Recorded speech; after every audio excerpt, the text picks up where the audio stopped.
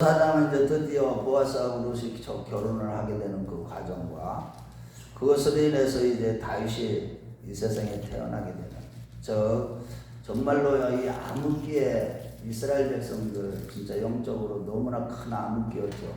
이스라엘 백성들이 요서와 젊은 장로들이 다 죽고 나서 이제 하나님의 말씀을 기억하는 자들이 다 없어지게 되므로 이제 사사기 동안에는 항상 자기 속인의 어른대로, 즉 왕이 없으므로 자기 속인의 어른대로 행하는 가운데 인본주의로 살아가게 하고 하나님 앞에 우상을 숭배하며 각종 악을 행하고 죄를 저지르는 정말로 영적으로 아주 깜깜한 암흑기였기 때문에 예수님의 족보에 보면은 이제 사사기의 모든 그 340년 동안 사사기 기간인데 1390년에서부터 1050년까지 이 사사기 340년이 예수님의 족보에서 빠집니다.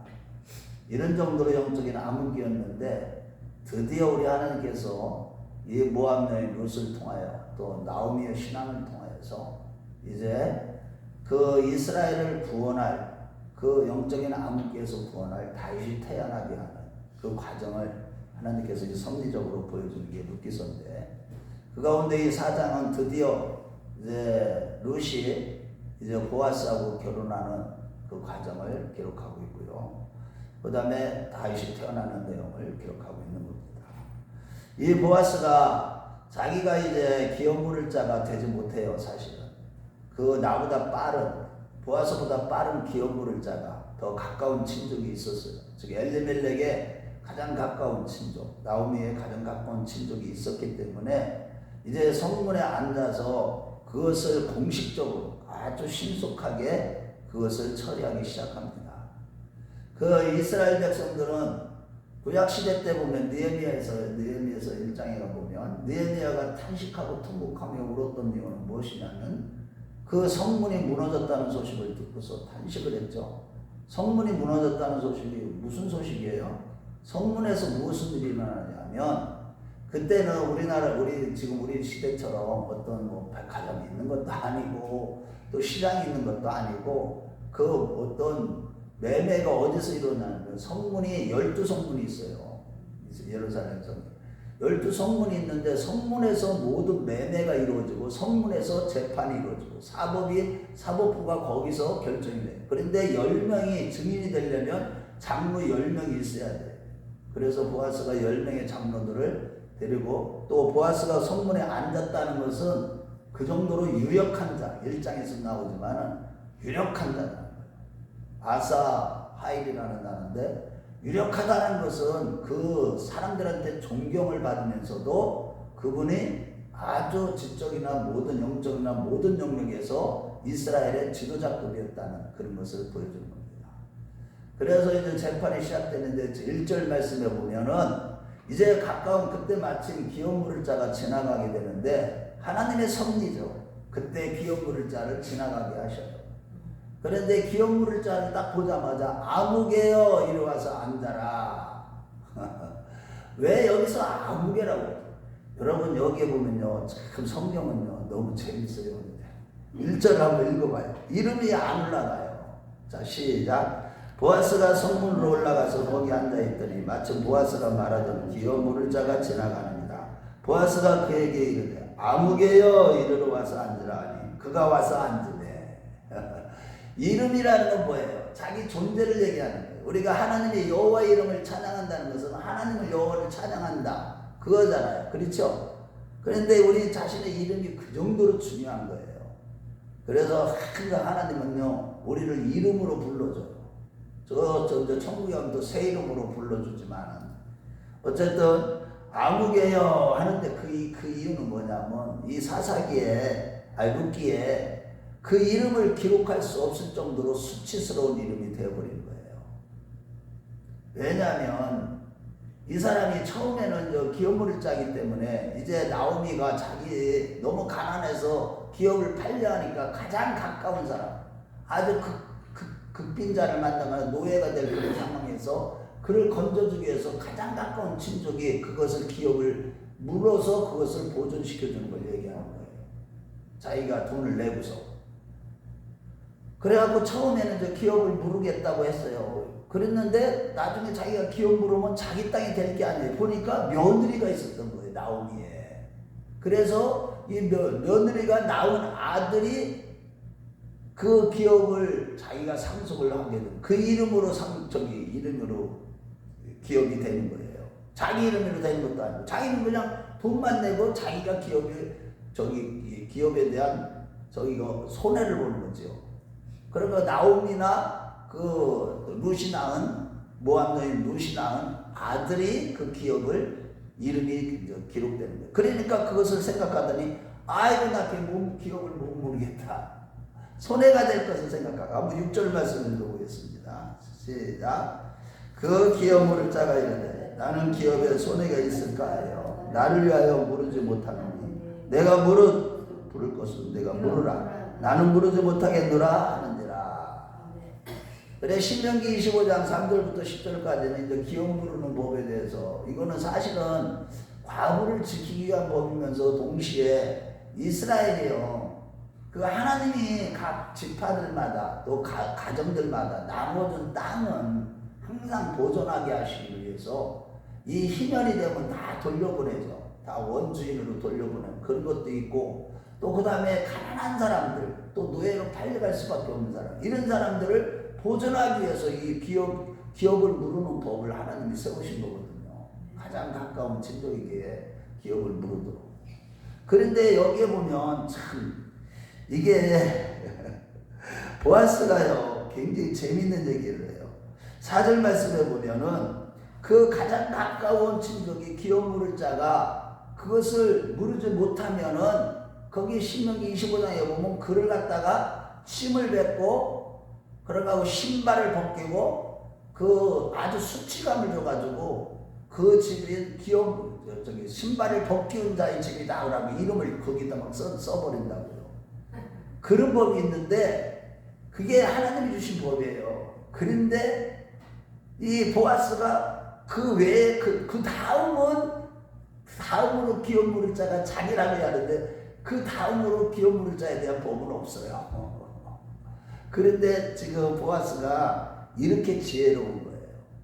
룻에게 인애를 베푸는 거예요. 사실은 자기가 율법을 초월해서 지금 인대까지 나오미하고 룻에게 3장까지 나오미하고 룻에게 베푼 인애, 헤세드, 그 은혜를 여기에서는 율법을 초월해서 거기까지도 자기가 그 인애를 베푸는 그런 모습을 보여주는 거예요. 그래서 결국은 이제 기업 물을 자가 자기의 손해가 될 것 같으니까 물지 못한다고 그러면서 신발을 벗어요. 우리 한번 7절 읽어보세요. 자 시작. 옛적 이스라엘 중에는 모든 것을 모르거나 교환하는 일을 확정하기 위해 사람이 그의 신을 벗어 그의 이웃에게 주더니 이것이 이스라엘 중에 증명하는 전례가 된지라. 이에 기업 물을 자가 보아스에게 이르되 내가 너를 위하여 살아하고 그의 신을 벗는지라. 이 신을 벗는다, 이 얘기는 모든 권리를 포기한다 이런 뜻이거든요. 신을 신고 6월절도 신을 신고 급하게 6월절 먹으려 돼요. 6월절 고기를 먹어야 돼요. 신을 신고 급하게. 그러고 신을 신었다는 것은 신을 신고 밟는 땅은 그 사람이 땅이 된다는 이러한 전례들이 있었던 거예요. 그런데 신을 벗었다 그런 것은 모든 권리를 양도했다 이런 뜻이에요. 그래갖고 결국은 이제 8절 이후에 보면은 이제 그 9절 이후에 보면 이제 보아스가 이제 모든 장로들과 이 백성들 앞에서 이제는 내가 그것을 기업을 물으겠다. 그러면서 이제 기업 물을 자로 자청하게 돼서 결국에는 모압 여인 룻하고 결혼을 하게 됩니다. 참 이게 보면요, 하나님이 보아스 같은 사람을 1장부터 3장에 보면은 그 룻도 대단한 이 신앙의 인격을 갖출 수 있도록 하나님이 은혜를 베풀어 주셨지만 이 보아스도요 아주 사랑이 많고 인애가 있고 자비를 베풀 줄 알고 그런 신앙, 법을 철저하게 알고 사람들한테 존경받는 사람으로 이렇게 하나님이요 하나님의 구속의 경륜을 성취해 가는 데서도 준비시켜 놓으신 거예요. 이게 사사기 말기의 인물이 보아스예요. 예, 베레스 여기 보면은 보세요. 여기 아미나답 나사는 나사는 살몬은 보았어요. 살몬은 사사기 직전. 그러니까 출애굽기 마지막 출애굽 저기 여호수아서 전국 통제 끝나는 마지막 인물이 살몬이에요. 그런데 이제 340년이 지난 보아스 그 중간에는 다 없어집니다. 예수님의 족보에 요거 그대로 들어가 있어요. 여기 이제 18절부터 22절까지. 그런데 거기에 보면은 예수님의 족보는 보아스가 누구를 통해서 룻을 통해서 누구를 낳았다고 그래요? 오벳을 낳았다 이렇게 얘기를 해요. 이방인의 룻이 예수님의 족보에 들어갑니다. 그런데 이때 이스라엘 장로들이 또 얘기를 하는 거예요. 엘리멜렉의 가문을 보존시켜 준 거에 대해서 장로들이 존경하는 마음을 하면서 그를 얘기를 해요. 이제 여기도 보면은 야곱이 아내가 레와 라헬을 낳았죠. 그 다음에 실바와 비라가 이제 시동들이 있었지만 12아들이.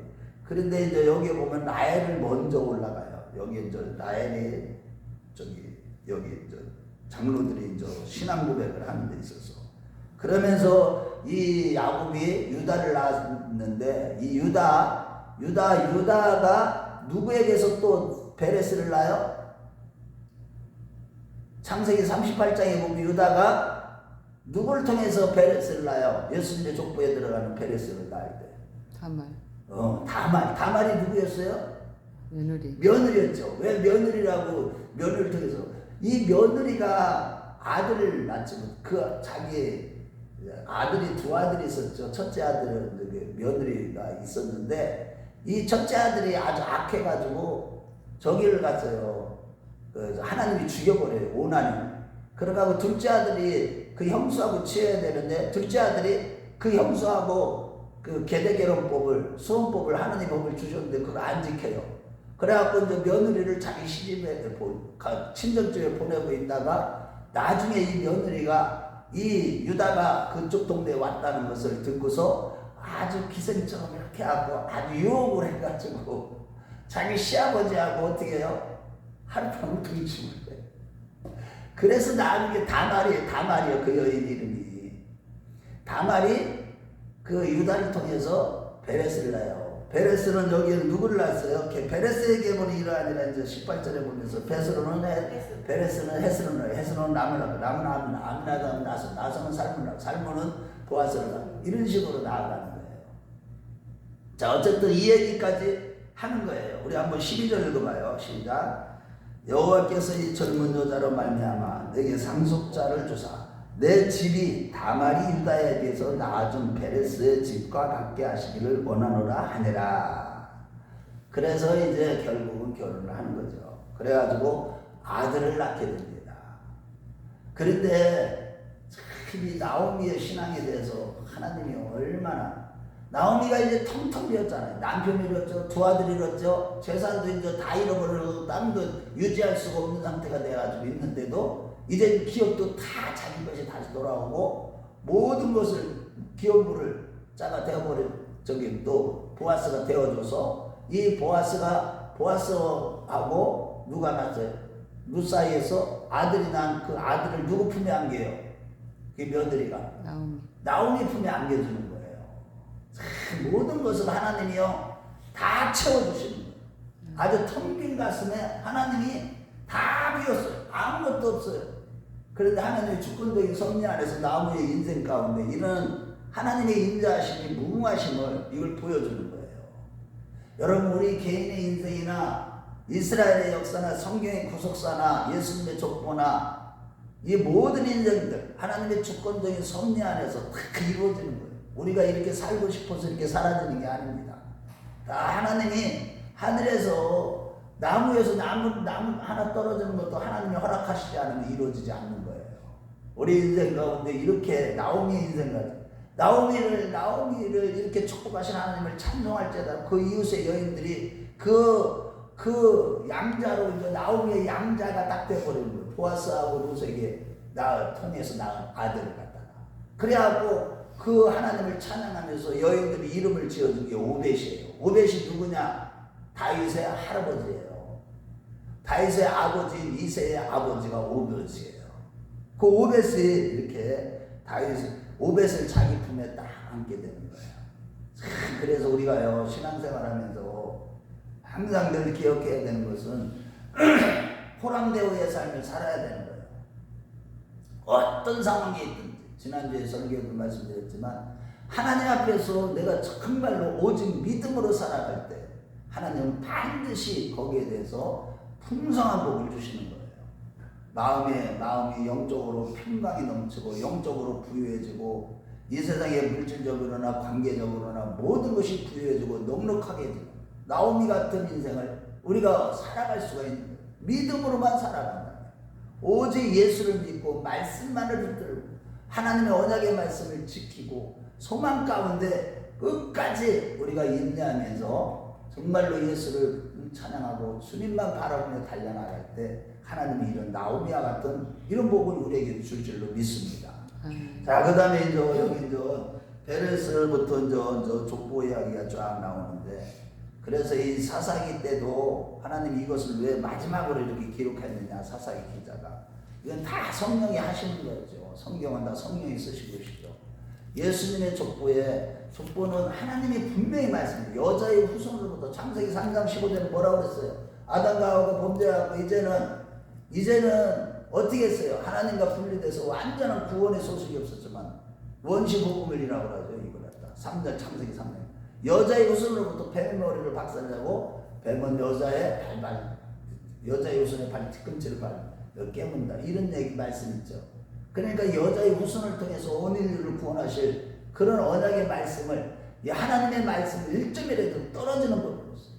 그래서 마태복음 24장 35절 말씀에 보면 예수님이 그 말씀하십니다. 천지는 없어지겠으나 내 말은 없어지지 아니하리라. 모든 하나님에서 나오는 모든 말씀은 반드시 성취되기 때문에 민수기 23장 19절에도 뭐라고 그랬어요? 하나님은 인생이 아니시니 시건치 아니시고 인자가 아니시고 후회가 없으시다. 어찌 그 말씀하신 바를 행치 아니시며 하신 말씀을 실행치 아니하시냐. 우리 하나님은요, 정말로 지금도 살아계셔서 하나님 보좌 우편에서 예수님께서 항상 우리의 구원을 위해서 항상 중보하고 계시고 구원을 이루고 항상 말씀으로 온 우주 만물을 붙들고 계십니다. 그래서 우리가 말씀을 받아 먹으면 이 세상에서 아무것도 겁날 것이 없는 거예요. 지금 이제 마지막 때가 다 되었어요. 이제 계시록 말씀들이 다 성취되고 있습니다. 이제 환난의 시대에 들어가기 직전이에요. 진짜 이제 예수님 오시기가 너무 임박한 이런 시대를 살아가고 있어요. 저 통제 사회로 들어가고 있는데 전 세계가 이제 CBDC를 통해서 또한 더 전 세계가 이제 AI를 통해서 이제 통제 사회를 이루어질 것이 지금 완벽하게 준비되고 있고요. 하나님의 말씀이 완전하게 다 성취된 그런 과정 속에 있습니다. 이러한 때 오직 정말로 보아스처럼, 루처럼, 또 나오미처럼 오직 이 세 사람이 우리의 신앙에 참 도전을 많이 줍니다. 저와 여러분도 정말로 자비를 베풀 줄 아는, 그랬을 때 하나님이 그 자비를 베푸는 사람을 통해서 하나님의 자비를 드러내시는 거예요. 이 나오미가 룻이 그 어머니한테 나오미에게 자비를 베푸는 거, 또 보아스가 또 나오미의 가정에 자비를 베푸는 거, 또 룻에게 자비를 베푸는 이런 걸 통해서 하나님의 자비하심이 얼마나 무궁하신지 이거를 보여주는 겁니다. 저와 여러분도 자비를 베풀 줄 아는 그런 신앙이 되시길 주의 이름으로 축원합니다.